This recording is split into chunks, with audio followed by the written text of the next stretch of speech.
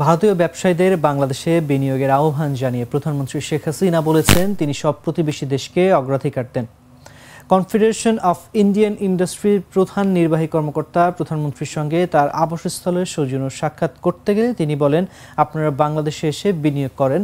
এর আগে শুক্রবার 2 দিনের সফরে দিল্লি পৌঁছান প্রধানমন্ত্রীর বেসরকারি শিল্প ও বিনিয়োগ বিষয়ক উপদেষ্টা সালমান ফজলুর রহমান প্রধানমন্ত্রীকে উদ্ধৃত করে বলেন, বাংলাদেশে বিনিয়োগের জন্য আমরা আপনাদের স্বাগত জানাই। সংবাদ সম্মেলনে তিনি সাংবাদিকদের বলেন, প্রধানমন্ত্রী সবসময় বলতেন প্রতিবেশী সবার আগে এবং তিনি বাংলাদেশের সব প্রতিবেশী দেশকে ব্যবসা বাণিজ্য ও বিনিয়োগের জন্য অগ্রাধিকার দেন। বাংলাদেশ 100টি বিশেষ অর্থনৈতিক অঞ্চল গড়ে তুলছে উল্লেখ করে শেখ হাসিনা সিইওদের বলেন তারা এটা ব্যবহার করতে পারেন এবং সেখানে বিনিয়োগ করতে পারেন।